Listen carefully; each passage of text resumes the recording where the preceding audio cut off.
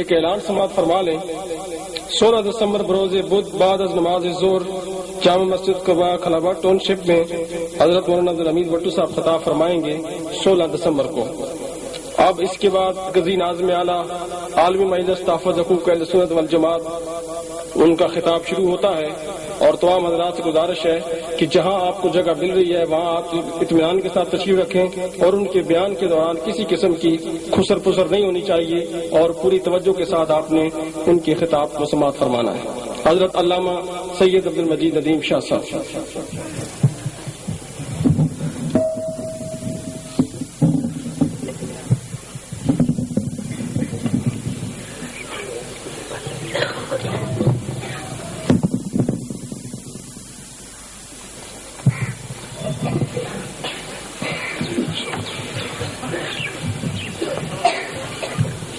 الحمد لله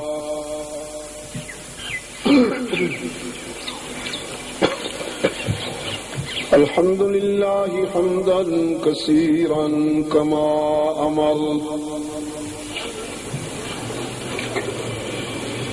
ونشهد أن لا إله إلا الله وحده لا شريك له في الخلق والأمر، إرغاما لمن جحد به وكفر، ونشهد أن سيدنا وسندنا محمدا عبده ورسوله المبعوث إلى الأسود والأحمر لتتميم مكارم الأخلاق، لا يخلق نبي ولا رسول بعده، ولا أمة بعد أمته، ولا شريعة بعد شريعته، ولا كتاب بعد كتابه، صلى الله تعالى عليه وعلى آله وأصحابه الذين هم خلاصة العرب الأرباء وخير الخلائق بعد الأنبياء، وهم كالنجوم في السماء للاهتداء والاقتداء، وهم مفاتيح الرحمة ومصابيح الغرر. أعوذ بالله من الشيطان الرجيم، بسم الله الرحمن الرحيم. يا أيها الذين آمنوا لا تتخذوا عدوي وعدوكم أولياء تلقون إليهم بالمودة وقد كفروا بما جاءكم من الحق يخرجون الرسول وإياكم أن تؤمنوا بالله ربكم إن كنتم خرجتم جهادا في سبيلي وابتغاء مرضاتي تسرون إليهم بالمودة وأنا أعلم بما أخفيتم وما أعلنتم ومن يفعله منكم فقد ضل سواء السبيل. وقال تعالى في مقام آخر: يا أيها الذين آمنوا لا تتخذوا اليهود والنصارى أولياء بعضهم أولياء بعض ومن يتولهم منكم فإنه منهم. صدق الله مولانا العظيم. وقال النبي صلى الله عليه وسلم: إن الله يرفع بهذا الكتاب أقواما ويضع به آخرين. وصدق رسوله النبي الأمي الكريم ونحن على ذلك لمن الشاهدين والشاكرين والحمد لله رب العالمين. اللهم صل على محمد وعلى آل محمد كما صليت على إبراهيم وعلى آل إبراهيم إنك حميد مجيد. اللهم بارك على محمد وعلى آل محمد كما باركت على إبراهيم وعلى آل إبراهيم إنك حميد مجيد. ارباب علم و دانش، گرامی قدر علماء کرام، محترم بزرگوں، عزیز دوستو، آج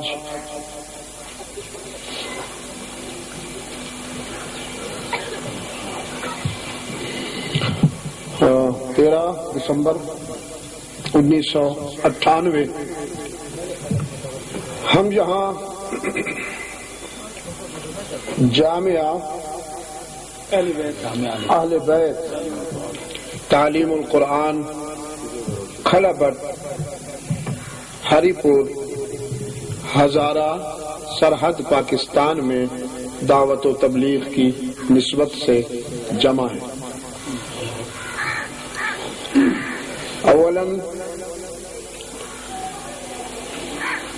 رب العزت کے حضور شکر گزار ہوں کہ محض اس کے کرم سے آپ جیسے مخلص اور روشن ضمیر دوستوں کی ملاقات کا شرف حاصل کر رہا ہوں. ثانیاً ان دوستوں کا شکر گزار ہوں جو اس ملاقات کا ذریعہ بنے ہیں. ہمارے محترم سید عالم زیب شاہ صاحب، حاجی غلام اصغر صاحب، ہمارے حکیم عبدالرشید انور صاحب،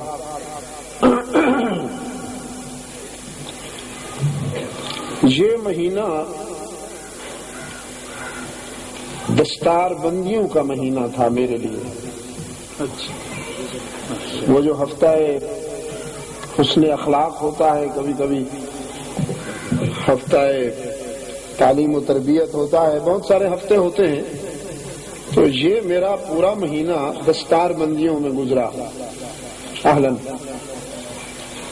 مرحبا بکم وسلنا بلقائکم.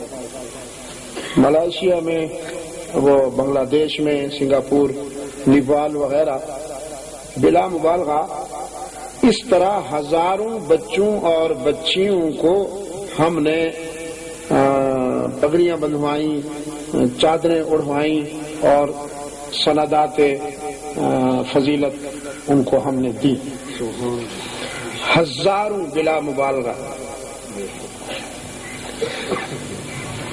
جس سے میرا مشاہدہ اور آپ کا علم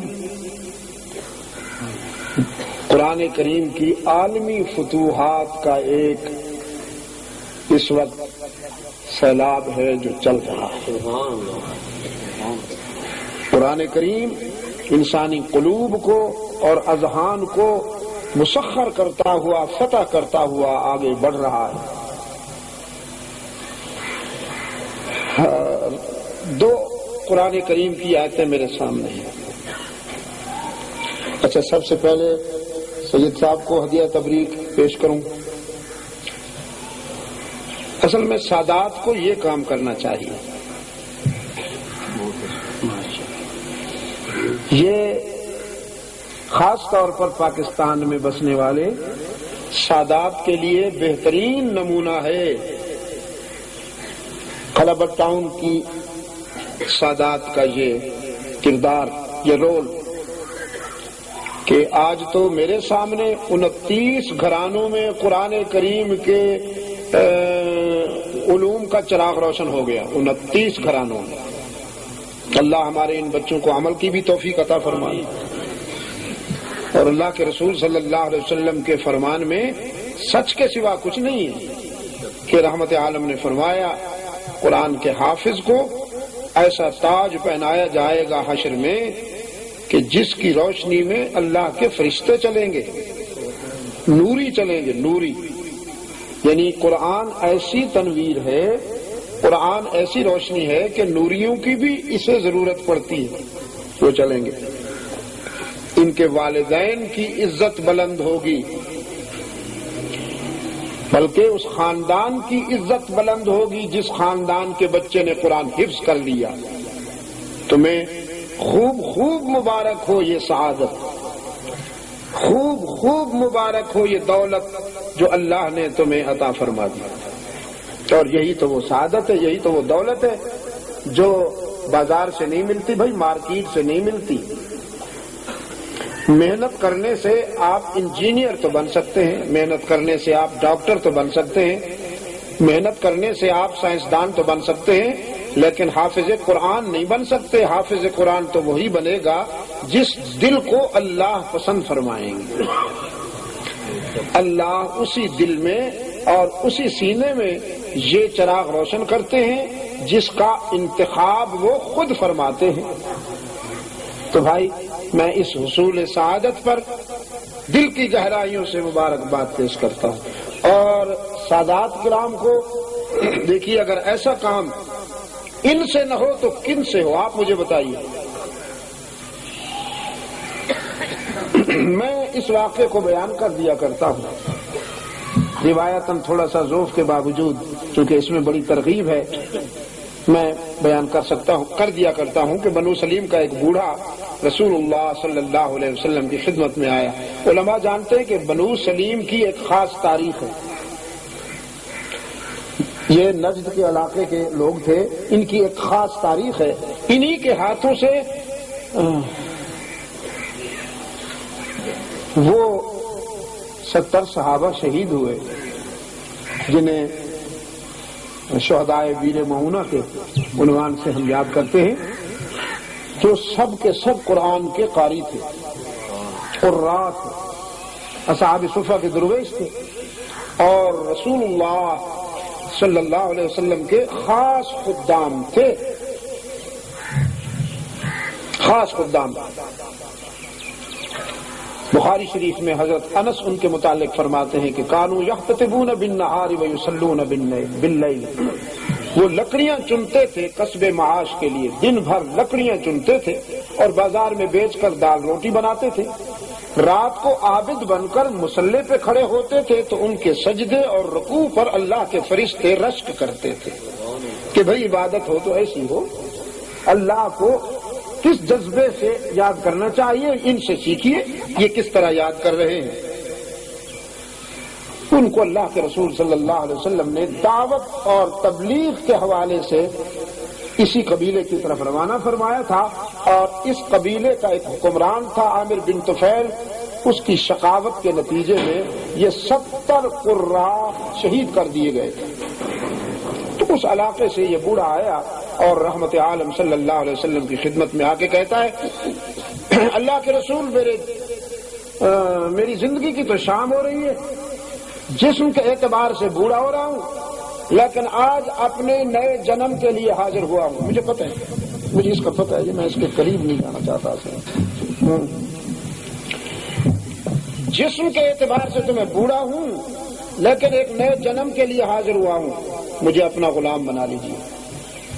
مسلمان بننے کے لیے آیا ہوں، پورے قبیلے سے نکل کے آیا ہوں، پورے قبیلے سے بغاوت کر کے آیا ہوں، مجھے اپنا بنا لیجیے۔ اللہ کے رسول صلی اللہ علیہ وسلم نے اسے اسلام کی تلقین کی، کلمہ شہادت پڑھایا اور مسلم برادری میں شامل ہو گیا۔ اب رحمت عالم صلی اللہ علیہ وسلم نے پوچھا کچھ چھوڑ کے بھی آئے ہو، کوئی جائیداد، کوئی پراپرٹی، تاکہ ہم اس کے لیے سوچیں؟ کہنے لگا نہیں اللہ کے رسول، درویش آدمی ہوں، کچھ بھی نہیں، میرے پاس تو صرف دل تھا جو آپ کے قدموں میں رکھ دیا، اور کچھ نہیں ہے میرے پاس، اور اتنا درویش آدمی ہوں کہ دیکھیے میرے سر پہ پگڑی بھی نہیں ہے، کوئی مویشی نہیں، کوئی زمین نہیں، کوئی ملکیت نہیں ہے، بس دل یہ پھرتا تھا، وہ آج اللہ اور اس کے رسول کے حوالے ہو گیا، باقی تو بس سر برہنہ سا فقیر ہوں۔ سیدنا علی رضی اللہ تعالیٰ عنہ اٹھے اور اپنی پگڑی اتار کر اس بوڑھے کے سر پہ رکھ دی۔ ہاں، رحمت عالم صلی اللہ علیہ وسلم مسکرائے، فرمایا بڑے عجیب آدمی ہو، عجیب نصیبہ پایا ہے تم نے، عجیب مقدر پایا ہے تم نے، تیرا سر برہنہ تھا اور آج ڈھکا بھی تو علی کی دستار سے، لو اتنی اچھی پگڑی مل گئی ہے کہ اور کیا چاہتے ہو۔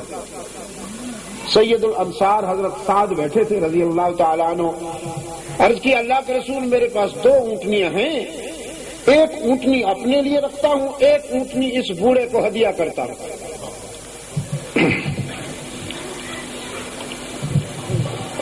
اب کہتا ہے کہ میں نے تو 2 دن سے کھانا بھی نہیں کھایا۔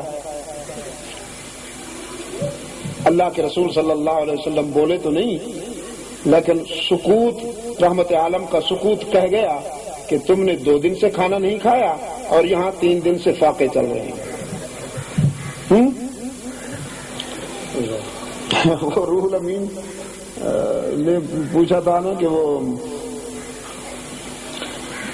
قیامت کب آئے گی، تو رحمت عالم نے فرمایا مل مسئول عنہا عالم من السائل، تو یہاں فرمایا کہ بھئی تو 2 دن کے فاقے کی بات کر رہا ہے، یہاں تو 3 دن سے فاقہ چل رہا ہے۔ سلمان سے فرمایا، حضرت سلمان سے رضی اللہ تعالیٰ عنہ، لے جاؤ اسے مدینہ کی گلیوں میں اور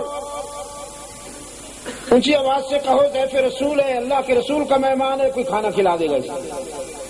اب حضرت سلمان اس کا ہاتھ پکڑ کر چل رہے ہیں، ھذا ضیف رسول اللہ، ھذا ضیف رسول اللہ، کوئی کھانا کھلا دے اسے، اللہ کے رسول کا مہمان ہے۔ تو سیدہ فاطمہ زہرا رضی اللہ عنہا کا گھر سامنے آ گیا۔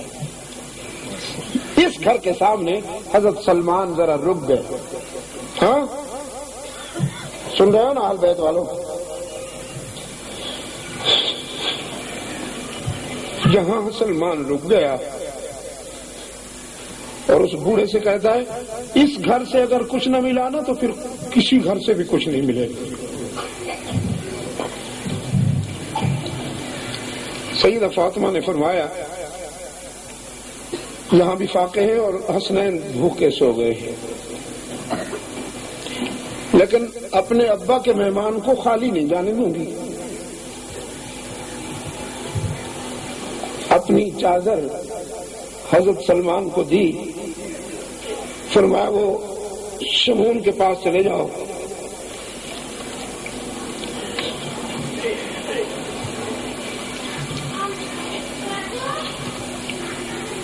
اس سے اس چادر کی قیمت دلوا لو،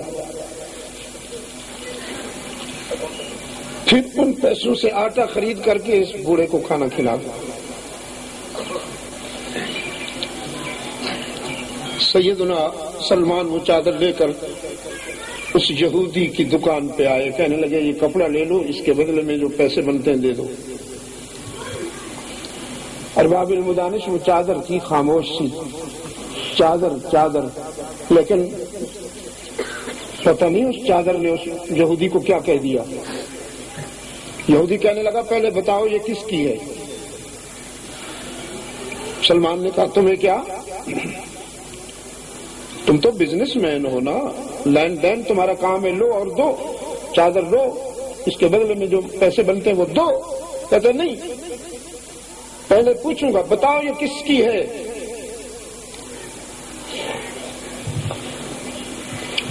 اب سلمان فرمانے لگے ساری کہانی سنا دی، یہ بوڑھا دور سے آیا تھا، اللہ کے رسول صلی اللہ علیہ وسلم کی خدمت میں اسلام قبول کیا، بھوکا تھا، اللہ کے رسول صلی اللہ علیہ وسلم نے فرمایا مدینہ میں لے جاؤ، کوئی اس کو کھانا کھلا دے گا۔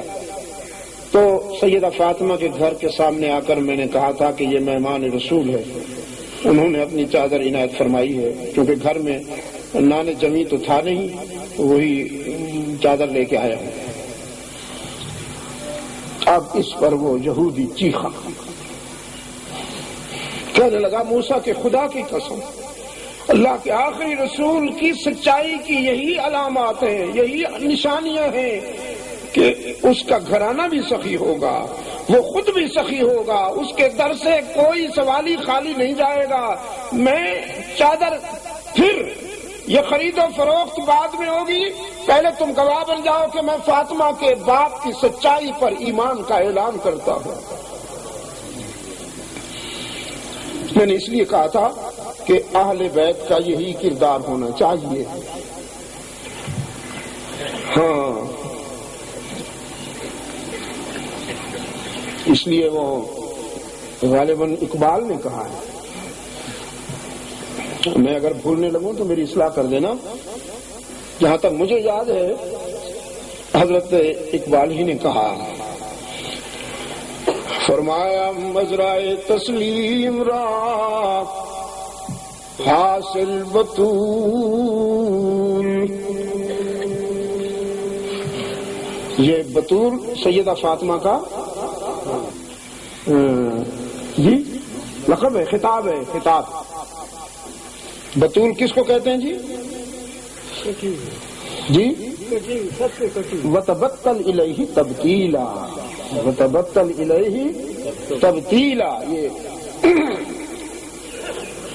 ایک طرح کا حنیف، اس کا متبادل یہی آ گا نا، حنیف۔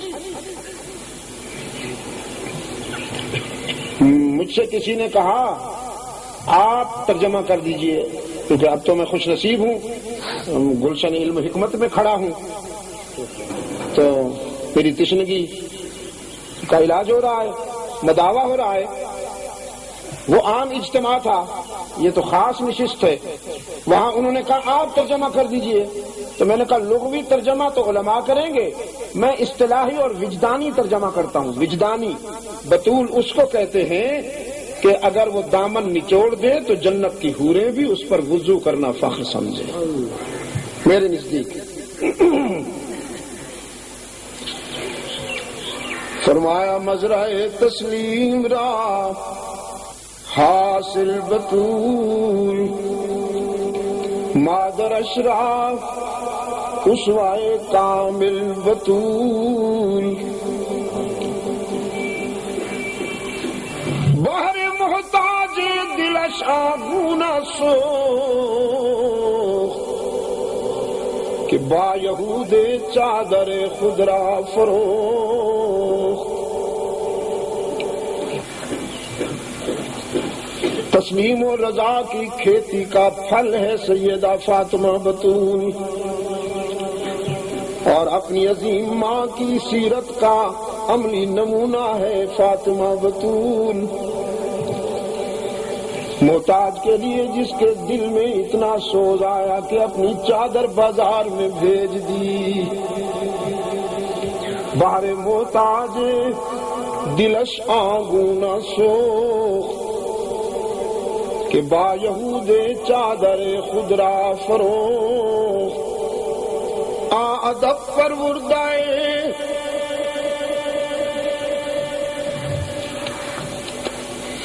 ادب پروردائے صبر و حیا، آسیہ گرداں واللب قرآن سرا،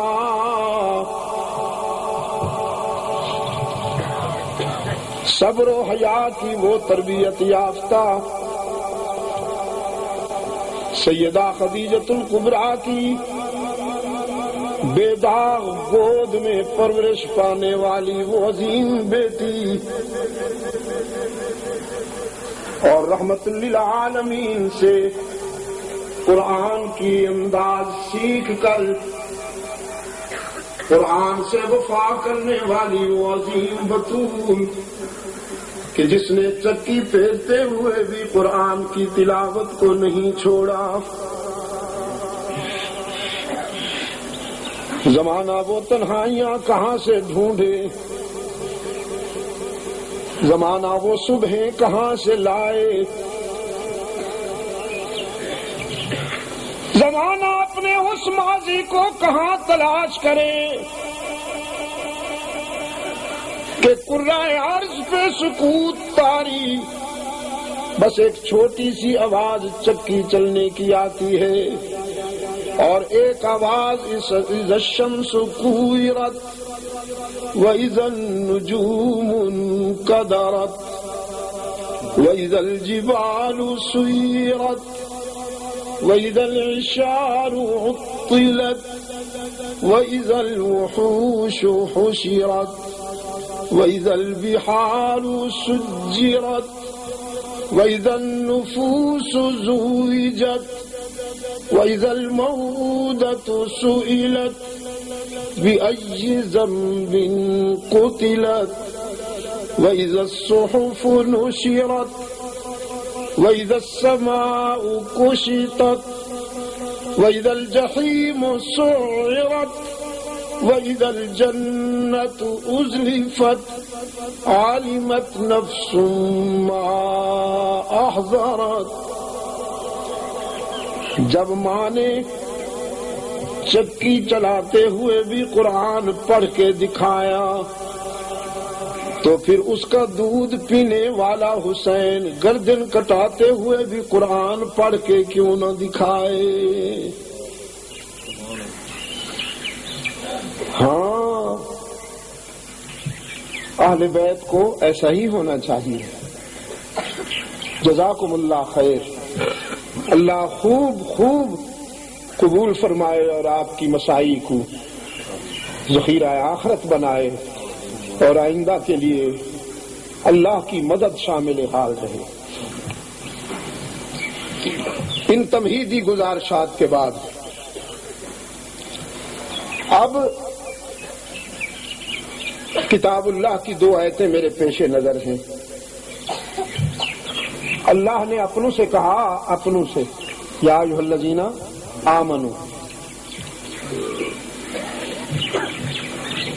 لا تتخذوا عدوی وعدوکم اولیاء.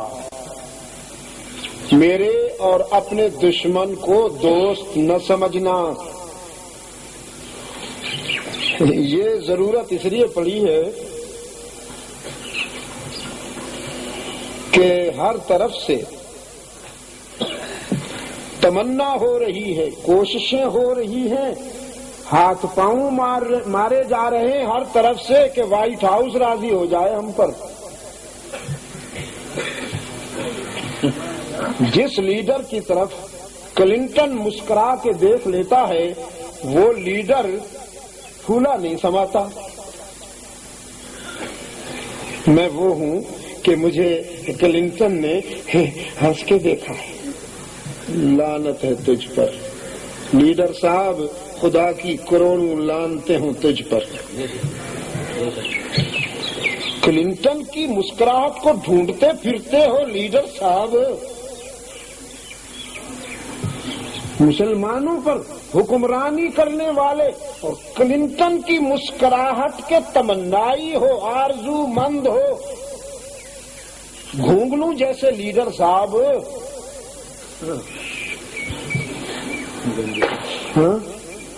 لا تتخذوا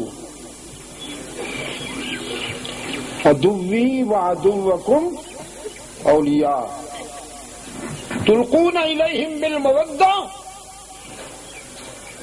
ہاٹ لائن پہ بیٹھے ہو، ہاٹ لائن پہ بیٹھے ہو اور چاہتے ہو کہ وہ تمہیں اپنا سمجھ لیں، حالانکہ وہ تمہارے پروگرام کے دشمن ہیں. وَقَدْ كَفَرُوا بِمَا جَاءَكُم مِّنَ الْحَقِّ.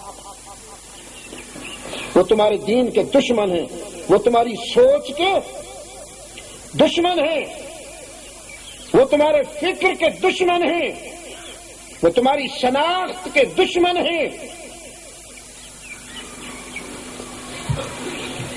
تمہارے رسول کو اور اس کے چاہنے والوں کو انہوں نے بے گھر کرنے میں کوئی کمی نہ کی. ایمان باللہ اور جہاد فی سبیل اللہ ان کے لیے ناقابل برداشت جرم ہے.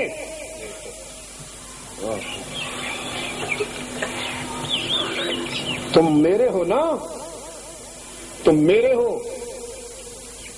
یہ بھی ان کے لیے ناقابل برداشت جرم ہے کہ تم اللہ والے کیوں ہو. اور تمہارا حال یہ ہے کہ ان کی مسکراہٹیں ڈھونڈتے پھرتے ہو، ان کی خوشیوں اور ان کی خوشنودی کو اور ان کی رضامندی کو تلاش کرتے پھرتے ہو. انا اعلم بما اخفیتم وما اعلنتم. تم میرے بندوں کے سامنے جھوٹ بولتے ہو. ہم ایسے ہیں اور ویسے ہیں میں تمہارے باطن کو بھی جانتا ہوں، میں تمہارے ظاہر کو بھی جانتا ہوں۔ اور سنو، جس نے بھی وائٹ ہاؤس کا راستہ اختیار کیا گویا وہ خودکشی کا راستہ، وہ ہلاکت کا راستہ۔ وَمَن يَفْعَلْ مِنكُمْ فَقَدْ ضَلَّ سَوَاءَ السَّبِيلِ، خودکشی کا راستہ۔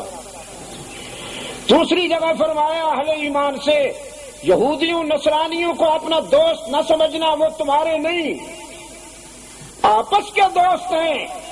وائٹ ہاؤس تل ابیب کا اور تل ابیب وائٹ ہاؤس کا دوست ہے۔ امریکہ اور اسرائیل اور امریکہ ایک ہیں۔ تم نہ انہیں کبھی اپنا دوست سمجھ بیٹھنا اور الو بننا، الو نہ بنو، مت سمجھو انہیں اپنا دوست۔ اور تم میں سے جو بھی ان کا دوست بنا وہ ہمارا نہ رہا، انہی میں سے کا ہو گیا، چاہے ماتھے پہ سجدے کے نشان ہی کیوں نہ ہو۔ وَمَن يَفْعَلُ مِنكُمْ فَإِنَّهُ مِنْهُمْ وَمَن يَتَوَلَّهُ مِنكُمْ فَإِنَّهُ مِنْهُمْ۔ تم میں سے جو بھی وائٹ ہاؤس کی طرف گیا وہ ہمارا نہیں، ان کا۔ ارباب علم و دانش، اپنی نجات کے لیے بول رہا ہوں، مجھے نہیں معلوم زندگی کب تک ہے۔ اللہ کے رسول صلی اللہ علیہ وسلم کے پاس اس دور کے کلنٹن نے ایک وفد بھیجا، جاؤ محمد کو کہو آ رہا ہوں، طبیعت صاف کروں گا۔ اور وفد والوں سے کہا جلدی نہ چلے آنا، مدینہ میں ٹھہر جانا، میری دھمکی کے بعد مسلمانوں کو دیکھنا پرکھنا کہ میری طرف سے دھمکی سننے کے بعد ان پہ کیا گزرتی ہے۔ روم سے وفد آیا رحمت عالم صلی اللہ علیہ وسلم کے پاس، کہنے لگا ہم ہرقل کے بھیجے ہوئے ہیں، بادشاہ روم نے ہمیں بھیجا ہے اور بڑا خطرہ ہے، اس کے ارادے ٹھیک نہیں ہیں، وہ آپ پر حملہ کرنے والا ہے، آپ کا کیا خیال ہے؟ وہ یہ سوچ کے آئے تھے کہ ہمارے ساتھ کوئی سیٹی بیٹی کریں گے۔ ہاں، ان کا خیال تھا کہ یہ کوئی سیٹی بیٹی ہوگی۔ اللہ کے رسول صلی اللہ علیہ وسلم نے فرمایا جاؤ اپنے 2 ٹکے کے بادشاہ سے کہو محمد کہتا ہے تم جس انداز میں آنا چاہو ہم ہر انداز میں تمہارا سامنا کرنے کے لیے تیار بیٹھے، کوئی سیٹی بیٹی نہیں ہے، جس انداز میں آنا چاہو ہم تمہارا سامنا کرنے کی صلاحیت رکھتے۔ ان کو یہ جواب دیا، آپ صلی اللہ علیہ وسلم پھر اپنے GHQ میں تشریف لائے۔ جانتے ہو رحمت للعالمین کا GHQ کیا تھا؟ محمد عربی کا general head quarter Masjid Nabawi کا صحن تھا، مسجد نبوی کا صحن تھا، یہ GHQ بھی تھا، یہ سپریم کورٹ بھی تھا، یہ دار الندوہ بھی تھا، یہ اسمبلی ہال بھی تھا، اور یہی رحمت عالم کا مدرسہ بھی تھا، یہیں پر سجدے بھی ہوتے تھے، مشاورت بھی ہوتی تھی، تسخیر کائنات کے پروگرام بھی بنتے تھے، معروفات کی اشاعت اور منکرات کے سد باب کے لیے خیر کو پھیلانے اور شر کو روکنے کے پروگرام بھی بنتے تھے۔ رحمت عالم صحن مسجد نبوی میں تشریف لائے، بس پھر اب شمع جو آ گئی تو پروانوں نے تو آنا تھا، استاد آیا تو شاگرد بھی آ گئے، ارباب علم و دانش، آسمان ہدایت کا سراج منیر جو آیا تو اسی آسمان ہدایت کے نجوم کا بھی ہجوم ہو گیا۔ اللہ کے رسول صلی اللہ علیہ وسلم نے صحابہ سے فرمایا طاغوت کی دھمکی آئی ہے، طاغوت کی دھمکی آئی ہے، عصر حاضر کے فرعون نے ہمیں للکارا ہے، اس نے خیال کیا ہوگا کہ مسلمان تنگ دستی کے عالم میں ہیں، قحط سالی ہے، معاشی طور پر مسلمان ذرا آزمائش کے ماحول سے گزر رہے ہیں، اس نے ہمیں دھمکی بھیجی ہے، تمہارا کیا خیال ہے؟ حضرات صحابہ نے خاموش نگاہوں سے جواب دے دیا۔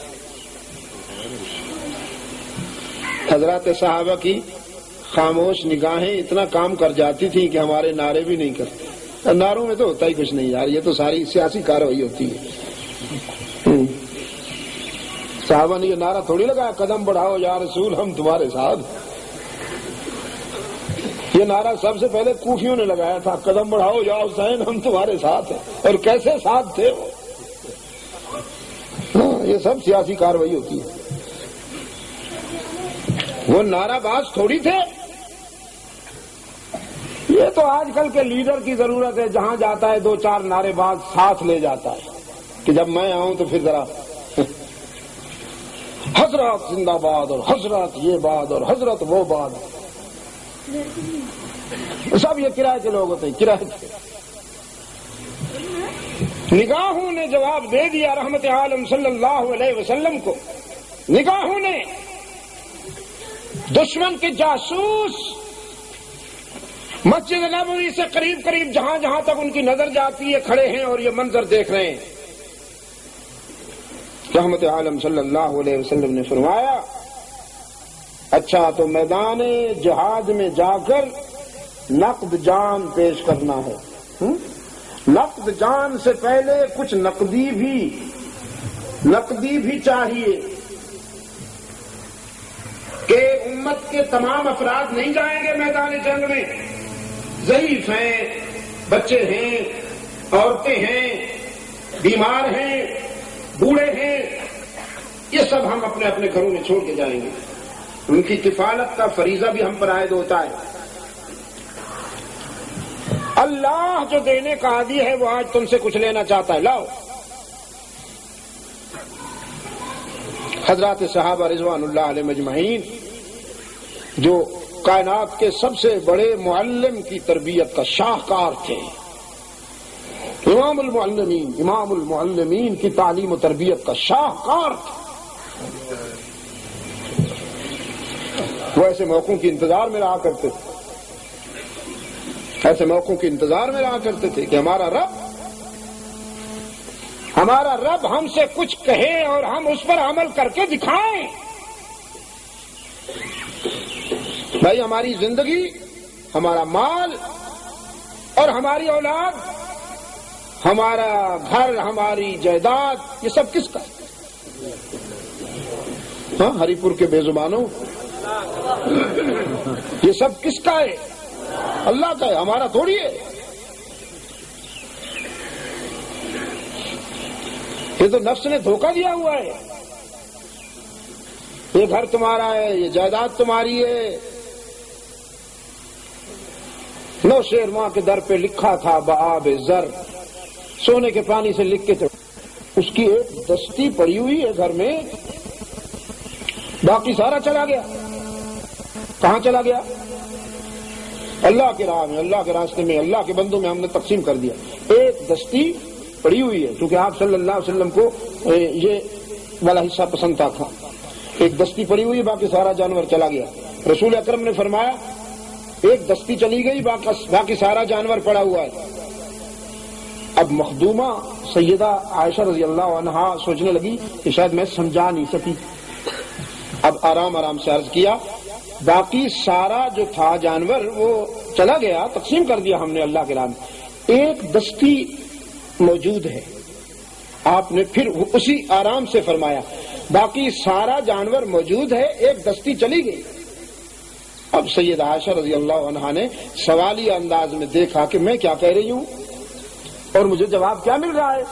میں تو یہ عرض کر رہی ہوں اللہ کے رسول کہ ہم نے وہ باقی جانور تقسیم کر دیا ہے آپ کے ذوق کے مطابق، بس ایک دستی پڑی ہوئی ہے۔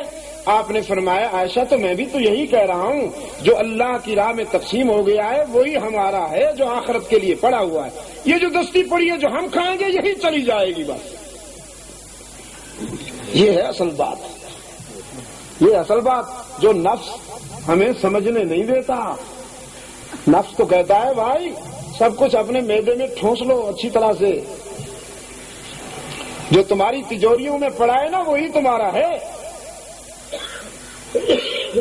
صحابہ رضوان اللہ علیہ مجمعین بڑے دانا تھے اس بات کے، بڑے دانا تھے، بہت خوب جانتے تھے اس راز کو کہ یہ تو اس کی شفقت کا انداز ہے، اس کے کرم کا انداز ہے، اس کی رحمت کا انداز ہے کہ وہ ہم سے کہتا ہے انفقوا مما رزقناکم من قبل ان یأتی احدکم الموت، میں نے جو تمہیں دیا اسے میری مرضی پر خرچ کر دو، نکال دو جیب سے اس سے پہلے کہ موت تم سے سب کچھ چھین لے۔ بھئی مرنے کے بعد کیا جائے گا ہمارے ساتھ؟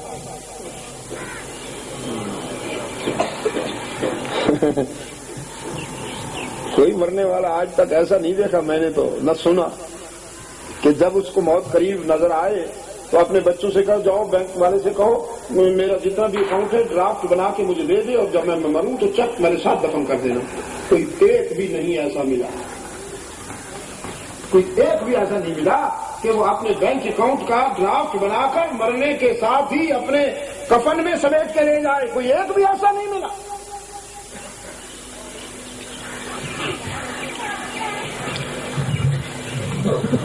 قرآن کہتا ہے اللہ کے راستے میں اللہ کی مرضی پر دیا جو اسی نے ہے،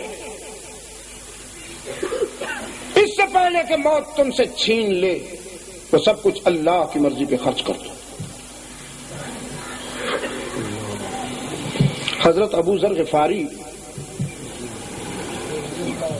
آپ نے رضی اللہ عنہ کہا، اچھا وہ شام کا کھانا کھا لیا نا، صبح کے کھانے کے لیے آٹا یا دوسری چیزیں رکھنے کی اجازت نہیں دیتے، فرماتے تھے یہ مسلک کے مصطفی کے خلاف ہے۔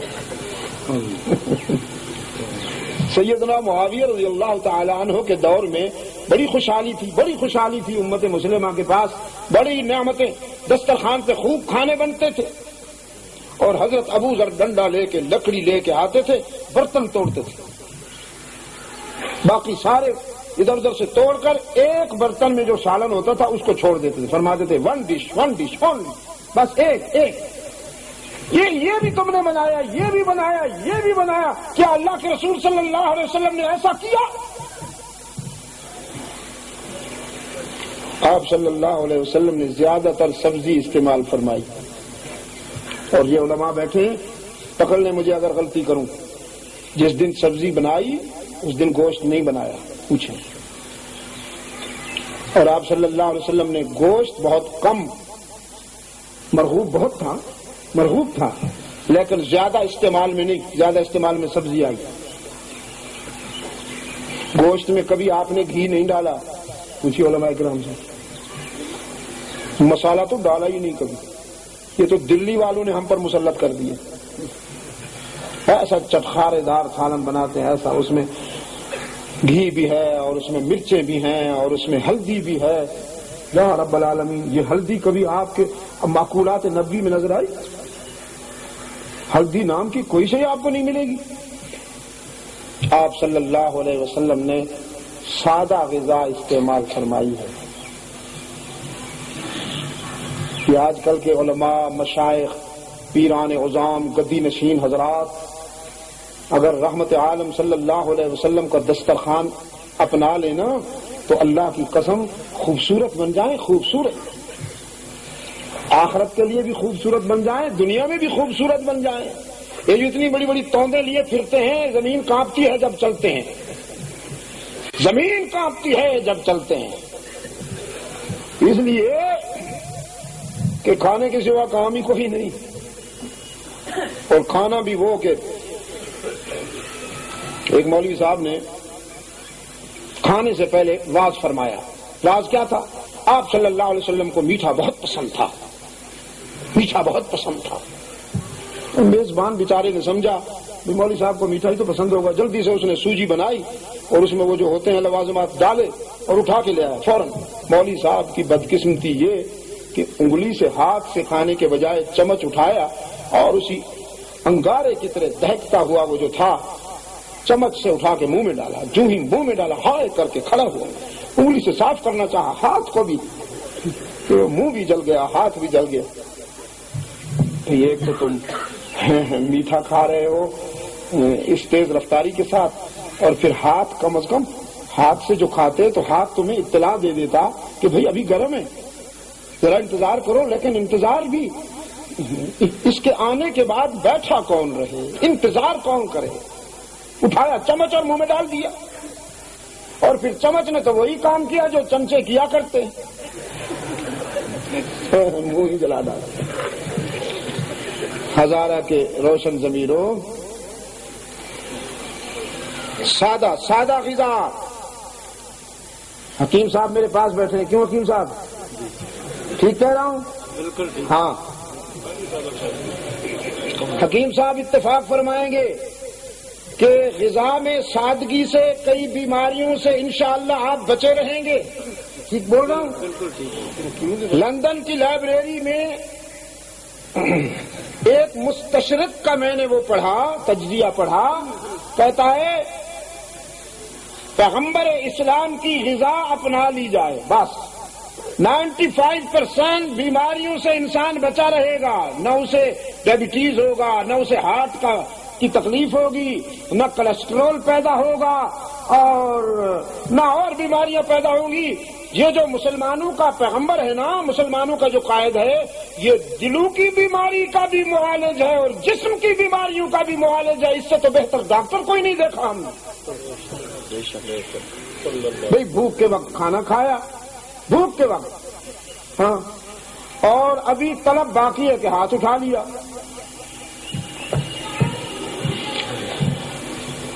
رب العالمین نے فرمایا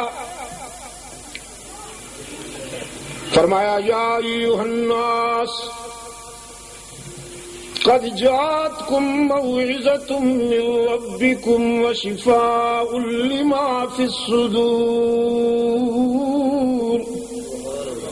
یہ وشفاء لما فی الصدور. قد جاءتکم موعظۃ من ربکم, تمہارے پاس تمہارے رب کی طرف سے ایک محبوب نصیحت آئی ہے, ایک دل نشین نصیحت آئی ہے. وشفاء لما فی الصدور, اور دلوں کی بیماریوں کے علاج کے لیے نسخہ شفا آیا ہے. ڈاکٹر صاحب ایک یورپ میں مجھ سے ڈاکٹر کہنے لگا یہ ہارٹ کی بیماریوں کے لیے قرآن کے پاس نسخہ ہے. میں نے کہا کہتے تو آج تک بتایا کیوں نہیں, ہم نے تو کئی سینے پھاڑ کے رکھ دیے, بائی پاس آپریشن کر کے تو بڑا خرچ ہو گیا, بڑا وقت ضائع ہوا. قرآن کے پاس نہیں. میں نے کہا تم حیوانوں کا علاج کرتے ہو, قرآن انسانوں کی بیماری کی بات کر رہا ہے. حیوان اس وقت بیمار ہوتا ہے جب اس کی شریانوں میں خون بند ہو جائے, حیوان ناطق. اور انسان اس وقت بیمار ہوتا ہے جب اس کے دل و دماغ میں اللہ کے سوا کوئی اور عبادت کے لائق آ جائے. یہ انسان کی بیماری ہے. اس کے دل کی بیماری یہ ہے کہ جب وہ اللہ کے سوا کسی اور کو مسجود ماننے لگے. یہ کون ہے؟ دل کا بیمار ہے, دل کا. جب وہ اللہ کے سوا کسی اور کو معبود, ہر جگہ موجود, علام الغیوب, دستگیر, کارساز, حاجت روا, مشکل کشا ماننے لگے. یہ کون ہے؟ آہستہ بولنا, آہستہ بولنا تاکہ کوئی سن نہ لے. قرآن اس بیماری کا علاج کرتا ہے, دل کی بیماری, دل کی. اور دل کی بیماریوں کے عالمی سرجن نے, دل کی بیماریوں کے عالمی سرجن نے فاران کی بلندی سے جو نسخہ تجویز کیا وہ کیا تھا؟ کی بلندی سے. آپ کی دل کی بیماریوں کا سرجن کون ہے جی آج کل؟ طب میں، میڈیکل میں ہوگا کوئی؟ میرا سرجن جس نے سب سے پہلے فارام کی بلندی سے دل کی بیماریوں کا نسخہ تجویز کیا، فرمایا قولوا لا الہ، یہ پڑھو، یہ قولوا. ڈاکٹر صاحب کہتے ہیں چربی نہ کھاؤ، فیٹس سے بچو، چاول نہ کھاؤ، آلو نہ کھاؤ، یہ جو فیٹس والی چیزیں ہیں نا ان سے بچو. رحمت عالم صلی اللہ علیہ وسلم فرماتے ہیں درباروں سے بچ کے رہو. دربار یہ عربی کا جملہ ہے جی، لفظ ہے. علماء کرام جی نا فارسی، اکثر بیماریاں فارسی، اکثر بیماریوں کا مولد فارسی، 11ویں فارسی. گاف تو عربک گرامر میں ہے ہی نہیں. عربی گرامر میں گاف نہیں، ٹے نہیں، پے نہیں، رے نہیں، چے نہیں. کینیڈا میں ایک انگریز مسلمان ہوا، ہمارے لیے درد سر بن گیا. اس کو تے ادا کرنا ہی نہیں آتا تھا. ہاں ایاک نعبد و ایاک نستعین فبأي آلاء ربك تتمارا. میں نے کہا تتمارا، اس میں کہ تتمارا تلفظ نہیں آتا تھا، اسے تے کا تلفظ نہیں آتا تھا. ایک آزمائش بن گیا ہمارے لیے، امتحان بن گیا. کہنے لگا کہ وی ڈونٹ نو تے. میں نے کہا تے نہیں، تے وی ڈونٹ نو. کوشش کرتا تھا کہ تے ادا ہو جائے، نہیں جانتا. تو یہ جتنی چور بازاری ہے ادھر سے ہوئی ہے. چور بازاریوں کا مرکز ہوتا ہے، یہ بلیک مارکیٹنگ کا کوئی مرکز ہوتا ہے، تو مذہبی بلیک مارکیٹنگ کا مرکز ہاں جشن. یہ بھی فارسی جشن، عربی میں جشن کا لفظ نہیں ملے گا آپ کو. جشن جبہ دیکھو، دستار دیکھو، حالات دیکھو، اور مصر ہیں جشن. مولوی صاحب مصر، آؤ جشن منائیں. واہ مولوی صاحب واہ، واہ مولوی صاحب واہ، کیا بلاغت علم ہے، کیا بلاغت فکر ہے. خیر، دل کی بیماریاں، دل کی جسم کی بیماریوں میں سب سے مہلک کینسر، اور دل کی بیماریوں میں سب سے مہلک شرک. کینسر کا بیمار نہیں بچتا، اور شرک کا بیمار بھی نہیں بچتا. دونوں گئے. جس کے جسم کو کینسر ہو جائے گیا گیا، اور جس کے دل و دماغ میں شرک کی بیماری پیدا ہو جائے وہ بھی گیا، نہیں بچے گا. کہتے ہیں جی اللہ کی رحمت کام آئے گی. رب العالمین نے فرمایا لا یغفر ان یشرک بہ ویغفر ما دون ذلک لمن یشاء. باقی سب خطائیں کرنے والے میری رحمت پر امید رکھیں، لیکن مشرک کو میری رحمت پہ بھی امید نہیں رکھنی. اچھا ایک اور بات بتاؤں، یاد رکھنا، مشرک کو بچنا نہیں تھا، مشرک کو بچنا نہیں تھا، طے ہے، بالکل کنفرم ہے. اب اس نے سوچا میں رسول اللہ صلی اللہ علیہ وسلم کی رحمت کے سہارے شاید بچ جاؤں گا.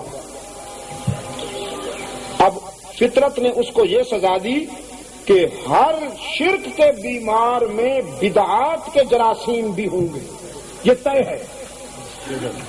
مشرک بدعتی بھی ہوگا،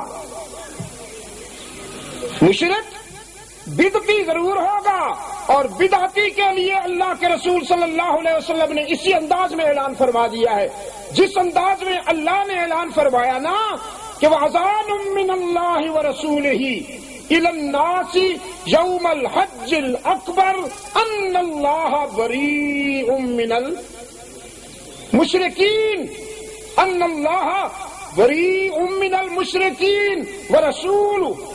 اللہ کے رسول صلی اللہ علیہ وسلم نے بھی اسی لہجے میں، اسی وثوق کے ساتھ، اسی پختگی کے ساتھ اعلان فرما دیا، من احدث فی امرنا ھذا ما لیس منہ فہو رد ای مردود کل بدعۃ ضلالہ وکل ضلالۃ فی النار۔ جس پر مولوی صاحب کو کہنا پڑا کہ وہ ہم تو بدعت حسنہ کرتے ہیں، یہ اصطلاح بھی یہاں کی گھڑی ہوئی ہے، اسلامی ڈکشنری میں کہیں بدعت حسنہ نہیں ہے، نہ کفر حسن ہے نہ شرک حسن ہے، یہ اچھے بدعتی ہیں، ہاں اچھے بدعتی ٹھیک ٹھاک بدعتی ہے۔ بدعت حسنہ یعنی ٹھیک ٹھاک بدعتی ہیں، اچھے بدعتی ہیں۔ اگر کوئی اچھی بدعت ہے مولوی صاحب تو کوئی اچھا کفر بھی ڈھونڈ کے بتاؤ نا، کہیں سے کوئی اچھا شرک بھی ڈھونڈ کے بتاؤ نا، علم کے دشمن، حکمت کے دشمن، کہیں سے اچھا شرک اچھا کفر بھی ڈھونڈ کے لاؤ۔ اللہ کے رسول صلی اللہ علیہ وسلم نے فرمایا ہر بدعت گمراہی ہے اور بدعت و گمراہی پہ چلنے والا جہنمی ہے، نہ میں اس کو نہ میری رحمت کام آئے گی نہ اللہ کی رحمت کام آئے گی، ہم دونوں نے اسے مسترد کر دیا۔ مشرک اللہ کا باغی اور بدعتی رسول اللہ کا باغی، یہ دونوں جہنمی۔ خیر، دل کی بیماریاں، اللہ کے رسول صلی اللہ علیہ وسلم نے فرمایا میرا رب تم سے مانگتا ہے، جس نے تمہیں سب کچھ دیا وہ آج تم سے مانگتا ہے۔ صحابہ نے وہ انداز دنیا کے سامنے پیش کیا کہ آج تک دنیا اس کی مثال نہیں لا سکی، نہ آئندہ لا سکے گی۔ کسی نے نصف دیا، کسی نے تہائی دی، کسی نے چوتھائی دی، صدیق اکبر نے تو سوئی نہ چھوڑی گھر میں، عثمان ابن عفان نے اتنا کچھ دیا کہ رحمت عالم نے اسی جگہ انہیں جنت کی بشارت سنائی۔ ایک خاتون بچہ لائی، عرض کیا اللہ کے رسول اسے بھی قبول کر لیجئے اور ڈھال بنا لیجئے، جب آپ پہ تیر برسائے جائیں تو میرے بچے کو سامنے کیجئے، تیر جسے لگ جائے کوئی آپ تک نہ پہنچنے پائے۔ یہ منظر دیکھا، دشمن کے جاسوسوں نے یہ منظر دیکھا اور پھر دورے روم اپنے بادشاہ کو رپورٹ دی، جیسے ہماری رپورٹیں پہنچتی ہیں نا امریکہ میں، ہماری رپورٹیں بھی امریکہ میں پہنچتی ہیں۔ سومرو صاحب کہتے ہیں ہمارے اسمبلی کے سپیکر ہیں، کیا کہنا چاہیے، اسمبلی کے امام ہیں، یعنی امام الممبران، امام الممبران، امام العمائدین، کیا کہوں بھائی، کچھ مدد کرو نا یار۔ جی نہ یہ تو آپ ناراض ہیں نا پھر، چلو بہرحال وہ امام ہے، اسمبلی کے امام ہیں، امام الاراکین، ممبروں کے امام ہیں۔ ان کی اہلیہ محترمہ نے کہا ڈر لگتا ہے آپ شریعت لا رہے ہیں،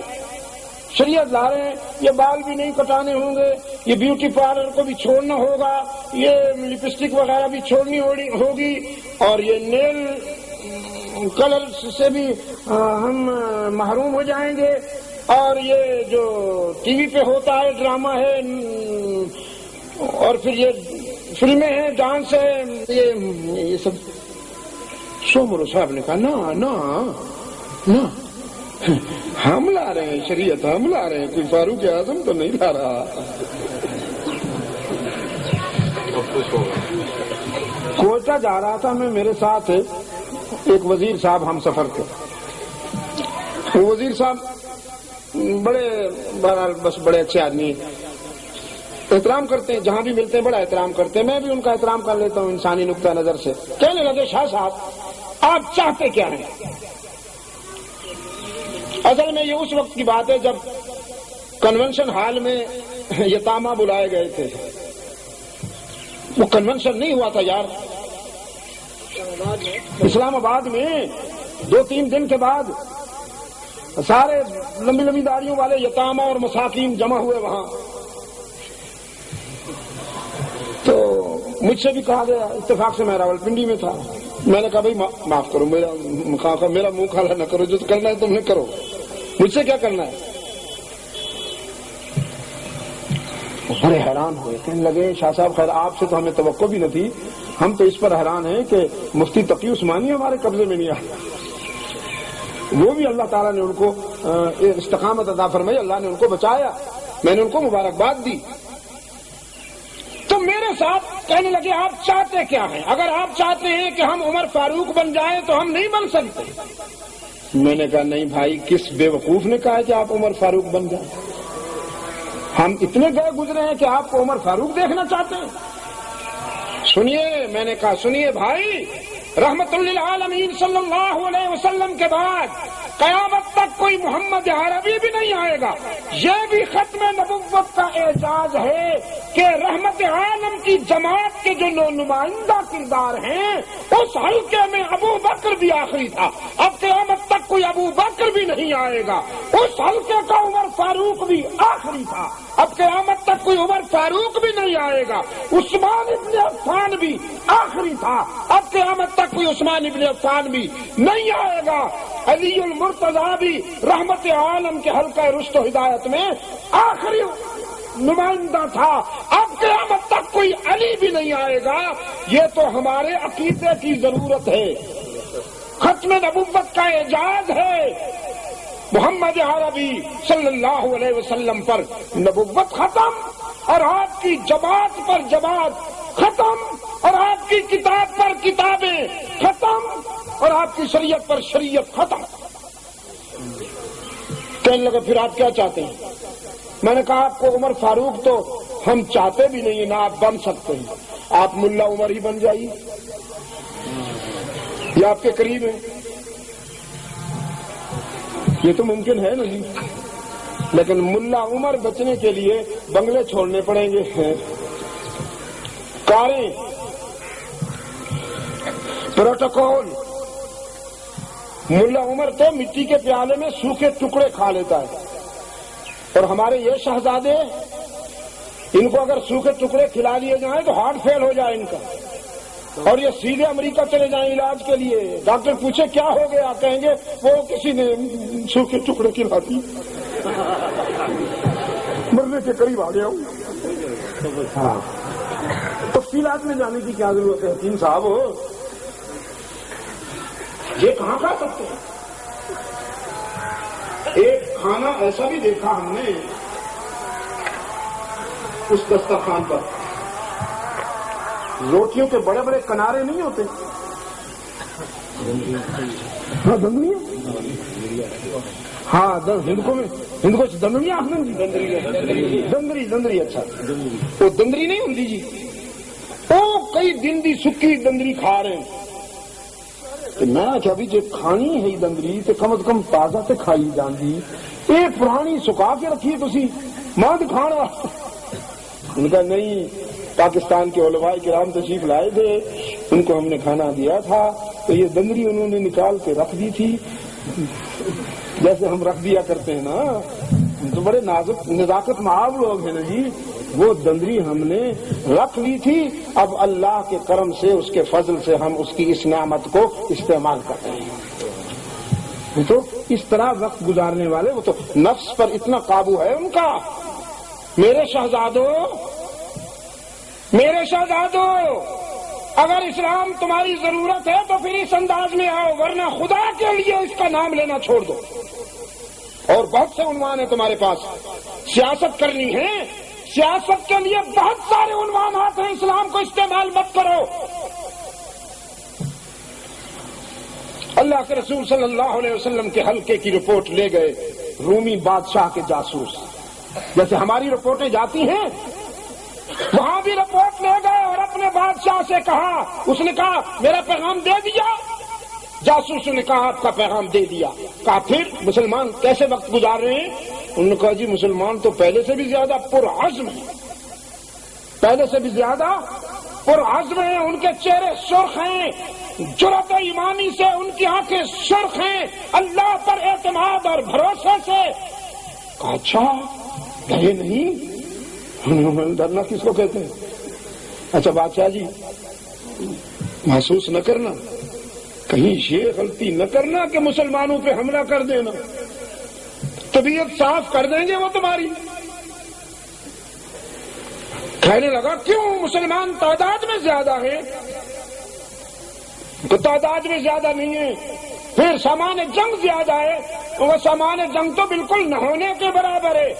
کہ پھر جسم کے اعتبار سے مضبوط ہیں، ان کا جسم میں بھی سوکھے ساکھے ہیں۔ پھر میں کیوں نہ حملہ کروں؟ میں تو پوری دنیا کے یہود و نصارہ کو بلا بیٹھا ہوں، ہنگامی کال دیا بیٹھا ہوں، تم میری ناک کاٹتے ہو بدبختوں، میرے منہ دکھانے کا نہیں چھوڑتے ہو، میں لوگوں کے سامنے رسوا ہو جاؤں یہی چاہتے ہو؟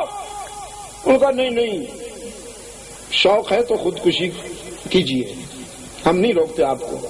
اصل بات یہ ہے بادشاہ صاحب، ہم نے قومیں بھی بہت دیکھی ہیں، آپ کے جو سفیر ہیں ادھر ادھر تو جاتے رہتے ہیں، ہم نے بڑی قومیں دیکھی ہیں، ہم نے بڑے لیڈر اور کارکن دیکھے ہیں، لیکن مدینہ میں ایک نئی قوم دیکھ کے آئے ہیں۔ ہماری آنکھوں نے آج تک یہ مشاہدہ نہیں کیا جو ہم مدینہ میں کر کے آئے ہیں۔ پیدا کرنے والے کی قسم کہ محمد جیسا ہم نے آج تک لیڈر نہیں دیکھا، اور صحابہ جیسے آج تک ہم نے ورکر اور کارکن نہیں دیکھے۔ بادشاہ صاحب مقابلہ تو اس کا کیا جاتا ہے جو موت سے ڈرتا ہو، ہم تو ایسی قوم دیکھ کے آئے مدینہ میں کہ موت اس قوم سے ڈرتی پھرتی ہے، ان پر حملے کی غلطی نہ کرنا۔ یہ پاور ہے، پاور، یہی ڈیفنس پاور ہے اور یہی ڈیفنس پاور ہے۔ ڈیفنس پاور بھی یہی ہے، ڈیفنس پاور بھی یہی ہے کہ اپنی مسجد کی زندگی کو مضبوط بناؤ، اپنی دینی زندگی کو مضبوط بناؤ۔ دور سے نظر آؤ تو رسول کے غلام دکھائی دیے، رسول کے غلام نظر آؤ۔ میں نے پوری دنیا میں سکھ دیکھا، سکھ نظر آیا کمبخت۔ میں Copenhagen, Amsterdam, Rome, London, New York, Tokyo, Singapore, Toronto, Houston, Chicago, پوری دنیا کے ایئرپورٹس، یہ ایئرپورٹس جو ہوتے ہیں نا، یہ قوموں کو شناخت کرنے کی جگہ ہوتی ہے۔ ساری قومیں وہاں دکھائی دیتی ہیں، ٹرانزٹ لاؤنج میں، ڈپارچر لاؤنج میں۔ وہاں پر میں نے دیکھا سکھ جہاں بھی نظر آیا کمبخت سکھ نظر آیا۔ نیچے تو پتلون ہوگی، پتلون کے اوپر کوٹ بھی ہوگا، لیکن سر پہ پگڑی ہوگی، اس کی پگڑی نہیں اتارتا، کرپان بھی ساتھ رکھتا ہے، اتنا بڑا چھرا ہوتا ہے وہ۔ پہلی مرتبہ جب وہ چھرا لے کے گیا، ایئر لائن والوں نے، وہ جہاز والوں نے دیکھا ہو یہ کیا ہے، اتنا چھوٹا سا میرے پاس چاقو ہوتا ہے، دیکھیے چھوٹا سا، وہ کبھی کبھی مجھے روک لیتے ہیں وہ سیکورٹی والے، یہ اتنا چھوٹا سا چاقو ہے، اس سے سیب کاٹتا ہوں، کبھی کبھی اس سے فروٹ کاٹتا ہوں، یا پھر ہمارے وہ خوراک بہت سارے ہوتے ہیں، اتنا سا یہ چھوٹا سا اس کا یہ پھل ہے، بس اتنا سا وہ لے لیتے